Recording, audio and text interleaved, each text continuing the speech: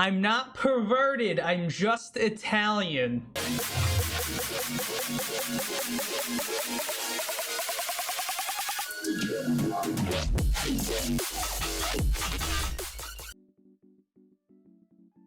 Oh, didn't see you there. Hi everybody, we're about to start the brand new season, Season 4 of the International Battle Association, or the IBA. So you know what that means. We're talking about our Indianapolis Cabalions. Just kidding, I got my own team. For those of you who don't remember, I was borrowing Jake's team, my buddy Trexo. My artist didn't get back to me in time for the ICP League season, so I went with somebody else, and boy did this man deliver. May I introduce to you our brand new team, our brand new logo. This is, of course, the San Jose Sharpedos.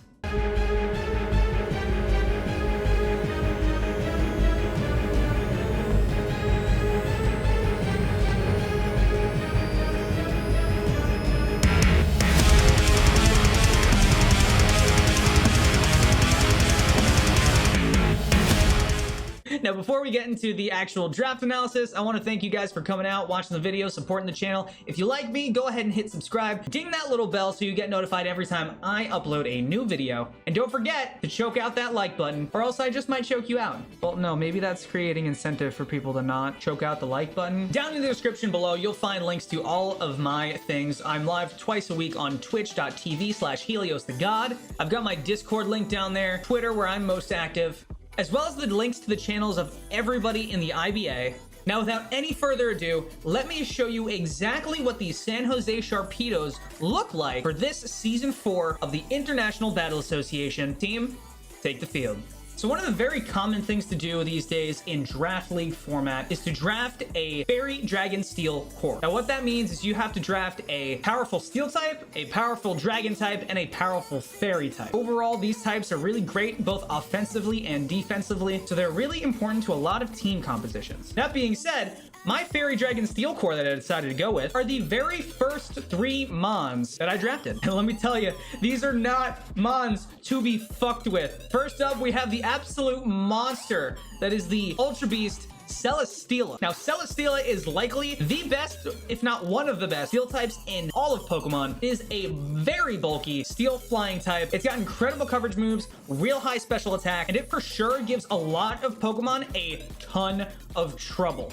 Now, thankfully, one of the real threats to this Pokemon is, of course, Zygarde's 1,000 Arrows. But do I have a surprise for you? That's right. My second round pick was Zygarde. Zygarde is incredible. Zygarde is one of the most powerful Pokemon in all of the games. It's got great stats, gives a ton of trouble to a lot of Pokemon, and it's got a lot of usefulness in its movesets, diversity in its movesets. You can do something like, I don't know, Sub, Coil, Glare, and like Scale Shot. I don't know. I'm just throwing stuff out there. Zygarde is not to be fucked with, let me tell you that. And of course, I talked about the Fairy and my Fairy Dragon Steel core. So let's get on to our Fairy type, which is, of course, we've got Sylveon on the team. Sylveon, like I said with the other 2 mons, very, very threatening Pokemon. One of the best fairy types that is not a legendary Pokemon, I will say that. And she was my 3rd round pick, I will say, because with everybody picking, this is the 3rd go around at this point, and I wanted to make sure I got a good fairy type mon to balance out the dragon and steel core that I already had set in place. Now, Sylveon is also one of those Pokemon that can do a whole lot of stuff. For instance, Wish Protect, Wish Pass. You can run Mystical Fire on there, Hyper Voice. Like, it's a really, really versatile mon, and I'm so glad that we got it as our fairy type. Now, one of the best electric type Pokemon that I could think of that gives people issues, that is, what's that? Immune to ground type moves? It's Thundurus. It's Thundurus Therian form specifically. I love the Volt Absorb ability. I really like Volt Absorb, and I wanted to go with Zeraora, but unfortunately it was sniped for me right before I was able to pick. So next best option, we're going with Thundurus Therian. And what I like about Volt Absorb though is that it heals us and gives us immunity to electric type moves. So not only do we have ground immunity on this thing, we also have electric immunity as well, which is fantastic. The only thing this thing fears are rocks and ice. And did I mention this thing is a great nasty plotter? Oh my god, you do one nasty plot and then boom, Focus Blast, boom, Dark Pulse, a Thunderbolt. My god, it is incredible what Thundy T can do for my team in this league. I'm hoping we go far here. Next up, of course, is another Ultra Beast. What? What is that I hear? John, your team is OP as fuck? Yes, it is. It kind of is. I'm really glad that we got this team together, but it's Buzzwole. Buzzwole is a great addition to our team. It is very hard to kill unless you've got a ton of investment or stat boosts in something. As long as we build bulky on this mom, boy, howdy, our opponents are going to have a very, very tough time breaking it. I already said this thing is very hard to kill, but boy, does it pack a wallop as well. Has a ton of coverage, gets dual wing beat for some reason, and roost, so it lives forever and ever. You can throw Rocky Helmet and defenses on this thing. Oh boy, it won't die. It won't die. Not to mention Drain Punch and Leech Seed. Holy hell, my guy. You've got a myriad of options that you could possibly go with on Buzzwole, and it's amazing.